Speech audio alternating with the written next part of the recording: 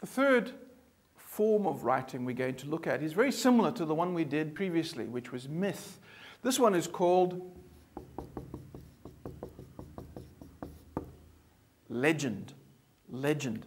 Now again, one of the problems that we face with this always as we read Tanakh is that people ask the question, did this happen? And did it happen like this? Now, I believe that both of those questions are inappropriate for the writing of Tanakh. I think that we've got archaeologists and we have historians and we have other people around who are able to make better judgments of that. I believe that yes, the Bible is maybe a source for looking at the concept of historicity, but I don't believe that it is the ultimate form of factual ability. And why? Well, because again, that's not necessarily what the writers were trying to do. What we need to see in the concept of legend is where a real story, a real event gets taken and gets used by the writer to make another point. It gets used by the writer to actually explain something. And so something that starts very small, maybe a particular small incident, gets exploded into much bigger in order that we may learn something about relationship. So for example, the story of David and Goliath. Now I'm not saying that David and Goliath didn't happen.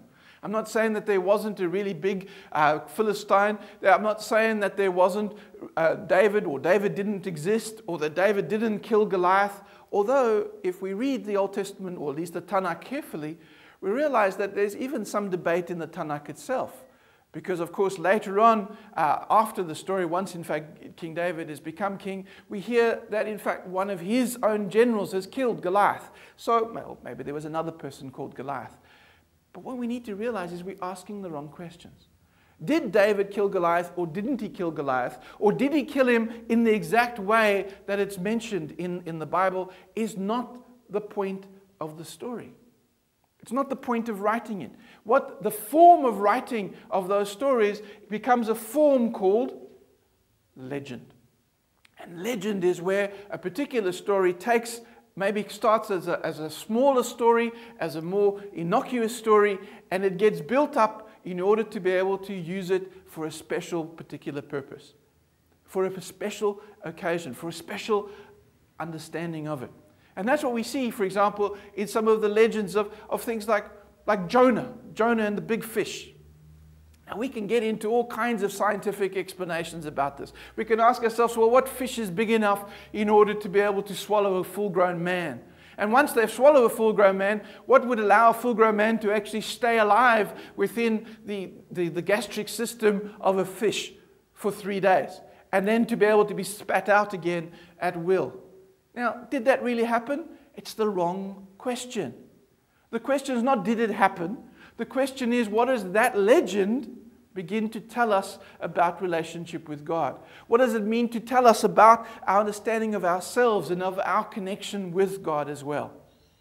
What I'm trying to say is that whenever you see these stories which seem to be larger than life, don't say, oh, well, it must have happened because it's in the Bible.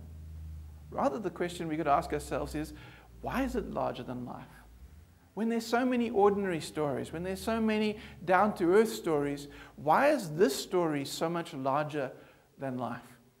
And when you see that it is larger than life, what you're really beginning to see is that this is a form of writing called legend. Now, you can see for yourself. Is that why would you use legend? Well, because it's exciting, it's interesting, it's bigger. I mean, we've told the story of Jonah and the big fish, and we've told the story of David and Goliath, and we've told the story of Elijah going up in a whirlwind with a fiery chariot. We've told those stories over and over. Why? Because they are larger than life, and we love larger than life stories. But you see, it's the larger than life stories that we mustn't get caught up with the detail of the story, but rather we should use the detail to help us understand what the writer is trying to impart to us. What's he trying to explain to us? Because once we can understand that, that's when that story truly comes alive and can be unpacked and used to help us grow our relationship with God.